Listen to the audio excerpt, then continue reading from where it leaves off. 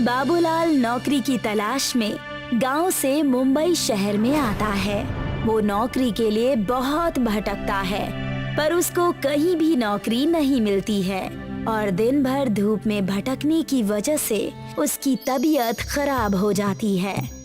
सोचा था मुंबई आकर कुछ काम करूंगा, पर यहाँ तो आते ही मेरी तबीयत ही खराब हो गई है।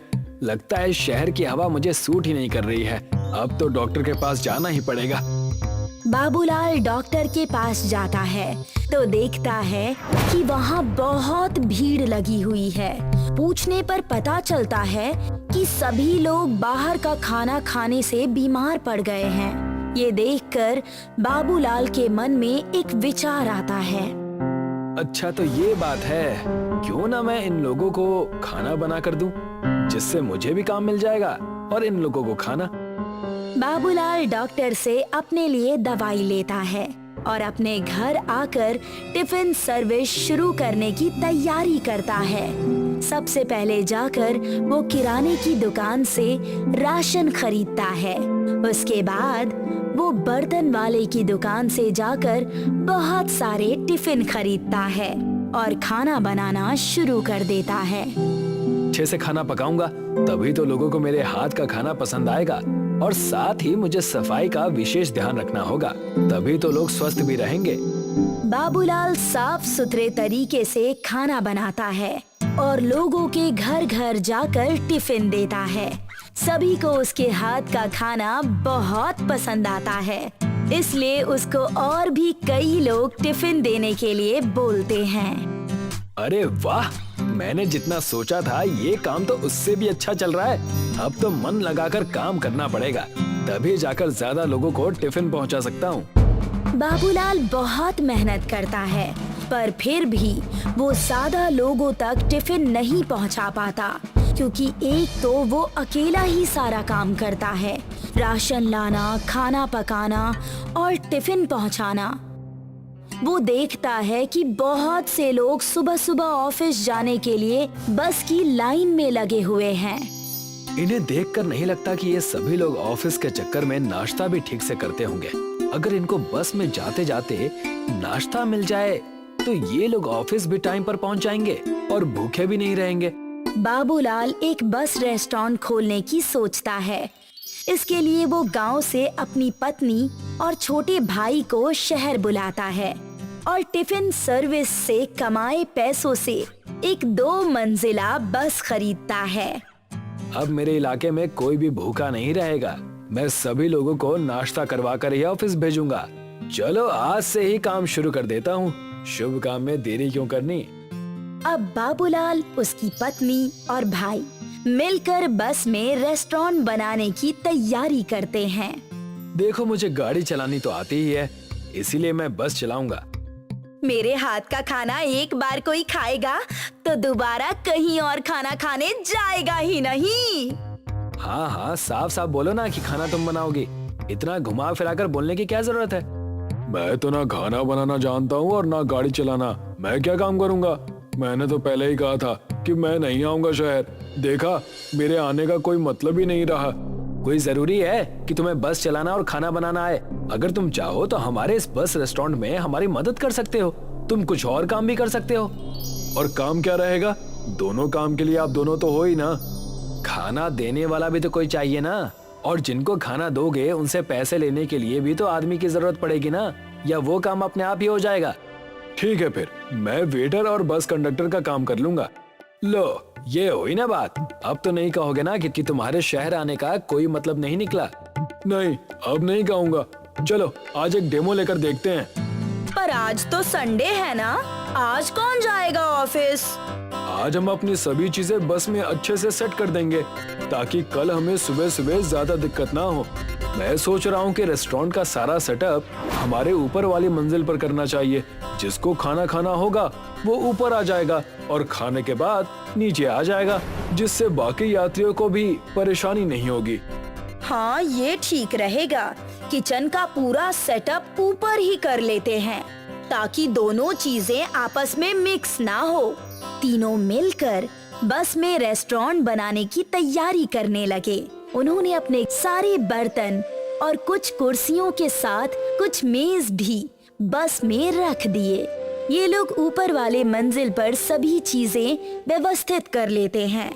ये हुआ ना सेटअप। अब देखना, कल सुबह से ही हम लोग अपनी सर्विस शुरू कर देंगे।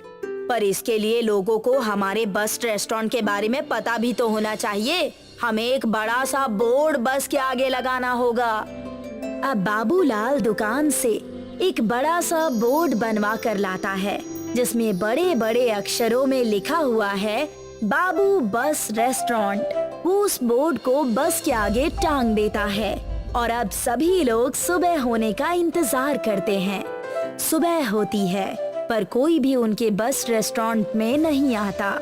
ये देखकर सभी लोग निराश हो जाते हैं। ये क्या भैया, हमारी बस में तो कोई भी नहीं आ रहा है। अब क्या करें? करना क्या है? जाकर लोगों को बुलाना पड़ेगा। अब बाबूलाल और श्यामलाल दोनों मिलकर अपने बस रेस्टोरेंट के बारे में लोगों को बताने लगते हैं। देखिए भाई साहब, यहाँ पर भीड़ में बस का इंतजार करने से अच्छा है आप हमारी बस में बैठ जाइए। वहाँ आपको नाश्ता भी मिलेगा और आपको आपके ऑफिस भी पहुँचा देंगे। अच्छा, ऐसी कौन सी बस है जिसमें नाश्ता भी मिलने लगा है? बस रेस्टोरेंट है, आप चलिए तो सही, आपको सब पता चल जाएगा। वो आदमी अपने साथ अपने कई दोस्तों को लेकर बाबूलाल के बस रेस्टोरेंट में आता है। बाबूलाल की पत्नी सभी के लिए नाश्ता बनाती है, जो कि सभी को बहुत पसंद आता है। ये तो बहुत अच्छी सुविधा दी है आपने भाई साहब। ऑफिस के ऑफिस पहुंचना भी हो जाता है और साथ में खाना भी हो जाता है। हाँ, सुविधा तो अच्छी है, पर उसके बाद भी हमारी बस में कोई आ नहीं रहा है, क्योंकि आपके इस बस रेस्टोरेंट के बारे में लोगों को पता नहीं है, इसीलिए कोई नहीं आ रहा। जब पता चलेगा तो लोग जरूर आएंगे। अब आप ही देखो ना, जब आपने मुझे बताया तभी तो मुझे इसके बारे में पता चला। मैंने इतना बड़ा बोर्ड तो लगाया हुआ है, अब और कैसे बताऊं लोगों को अपने बस रेस्टोरेंट के बारे में? बोर्ड तो लगा दिया, पर उसे कोई तभी देखेगा ना जब बस के पास आएगा। कुछ ऐसा करो कि बस के पास आए बिना भी लोगों को आपकी बस रेस्टोरेंट के बारे में पता चल जाए, जैसा कि तुम चाहते हो। हाँ, ये सही रहेगा। अब बाबूलाल बहुत सारे पैम्पलेट्स छपवाता है और जगह जगह जाकर उनको बांटने लगता है। वो बस स्टैंड में लाइन में लगे लोगों को भी देता है। इसके अलावा वो घर घर जाकर भी लोगों को ये पैम्पलेट्स बांट देता है, जिससे अब सभी लोगों को उसके बस रेस्टोरेंट के बारे में पता चल जाता है और उसके बस रेस्टोरेंट में लोगों की भीड़ लग जाती है। अरे भाई, जरा आराम से चढ़ो, बस भागेगी नहीं आपको छोड़कर। सभी लोग ठीक से बैठ जाइए। श्यामलाल सभी के टिकट्स काटता है और खाने के ऑर्डर्स लेता है। बाबूलाल की बीवी खाना बनाती है। हम चारों के लिए एक एक आलू पराठा बना दीजिए। ठीक है मैडम, अभी लाता हूँ। बहुत सारे लोग ऊपरी मंजिल पर खाना खा रहे हैं और बहुत सारे लोग नीचे बैठकर सफर कर रहे हैं। ये लीजिए मैडम, आपके पराठे और ये हमारे रेस्टोरेंट का टेस्टी अचार। थैंक यू भैया। जैसे जैसे समय बीतता है, बाबूलाल के बस रेस्टोरेंट में लोगों की भीड़ लगने लगती है। अब सभी लोगों को इस बस रेस्टोरेंट के बारे में पता चल गया है, इसीलिए सभी लोग इससे सफर करना पसंद करते हैं और देखते ही देखते बाबूलाल को शहर में सभी लोग जानने लगते हैं और वो बहुत पैसे कमाकर यहाँ पर अपना एक सुंदर सा घर खरीद लेता है। ये कहानी है छतरपुर गांव की, जहां करिया अपनी पत्नी के साथ रहा करता था। छतरपुर में बारिश न होने की वजह से जमीनें सूख सी गई थी, जिसके कारण खेतों में अनाज पैदा नहीं होता था और इस वजह से करिया अपनी पत्नी से झगड़ा किया करता था।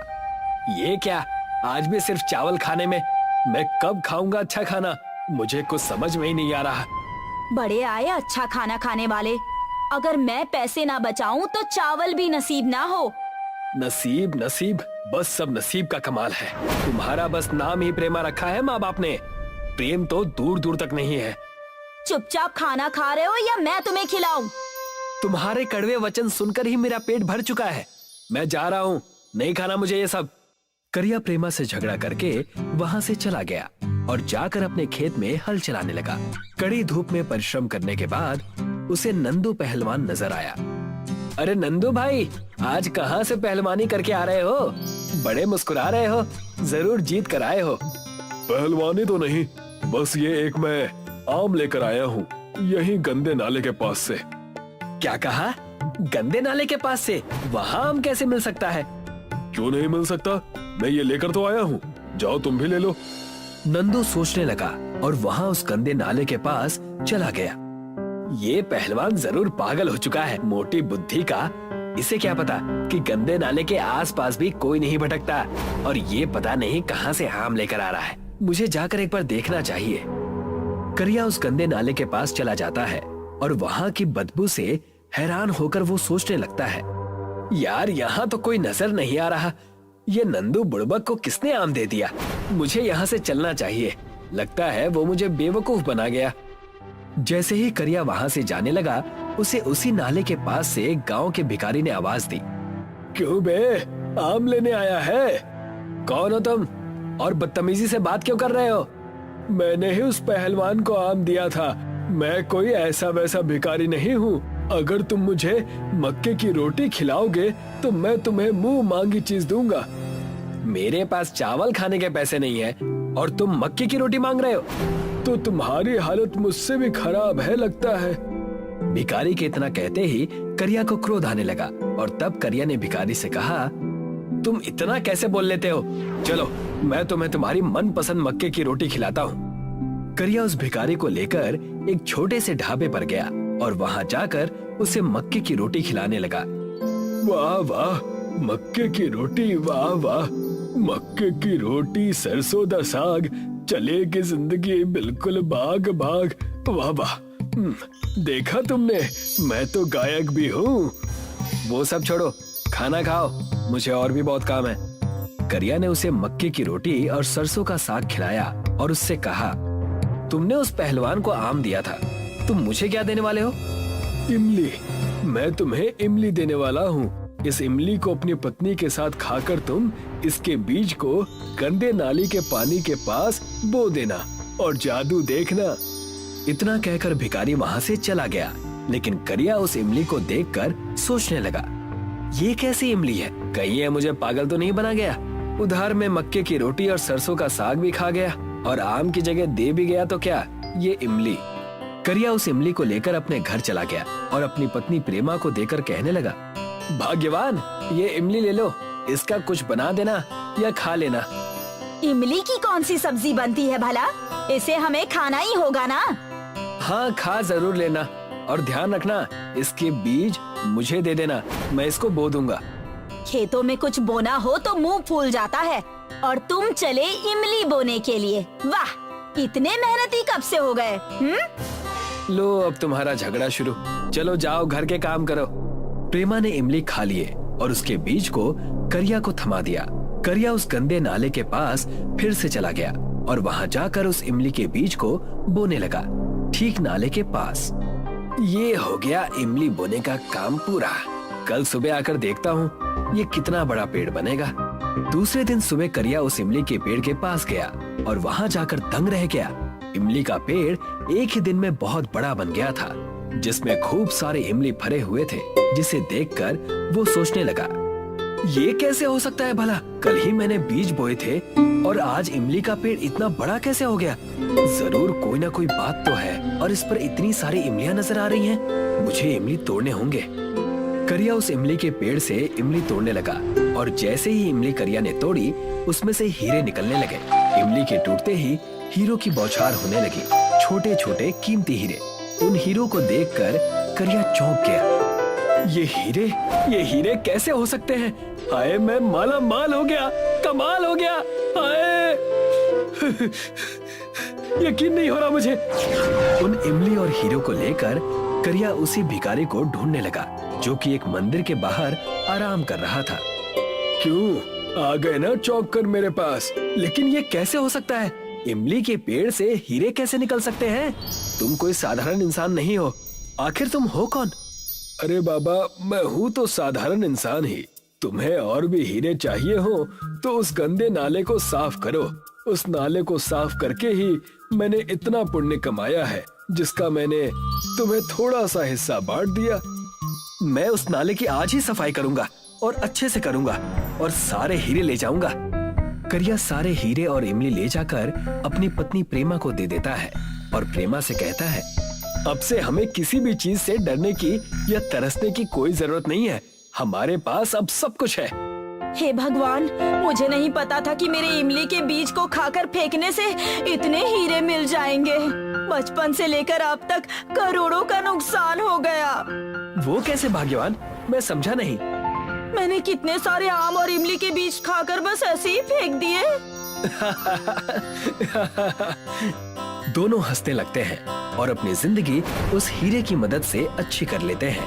पूरे 1 साल बीत जाने के बाद जब उनके पास हीरे और पैसे नहीं बचते, तब प्रेमा करिया से कहती है, क्यों ना हम दोबारा वहाँ चले, उस नाले के पास। हमारे पैसे भी अब खत्म हो चुके हैं। हम उस गंदे नाले की सफाई करेंगे, पूरी तरह से सफाई, और सारे हीरे दोबारा हासिल कर लेंगे।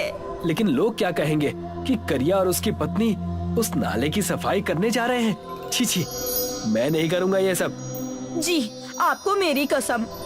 करिया और प्रेमा दोनों ही उस नाले की सफाई करने लगते हैं। लोगों का गिराया हुआ प्लास्टिक कचरा उस नाले में जमा हुआ होता है। वहाँ जाकर पूरे 1 महीने तक सफाई करते हैं, लेकिन उन्हें कुछ भी हासिल नहीं होता, जिससे दोनों चिंतित हो जाते हैं। यहाँ तो हमें अब कुछ नहीं मिल रहा। सारी जमीन, जायदाद, घर सब बेचना पड़ जाएगा हमें, अगर आज भी हीरे नहीं मिले तो। मैंने तुमसे कहा था ना कि हमें कुछ करने की जरूरत नहीं है, लेकिन तुमने मेरी एक ना सुनी। लो देखो, हो गया ना। करिया और प्रेमा ने नाले को पूरी तरह से साफ कर दिया था। जैसे ही वो वहाँ से जाने लगे, करिया की नजर नाले के पानी पर पड़ी और उसने देखा कि नाले के पानी में हीरे तैर रहे हैं। सारे हीरे नाले के पानी के ऊपर आ रहे हैं, जिसे देखकर दोनों झूम उठे। हुर्रे!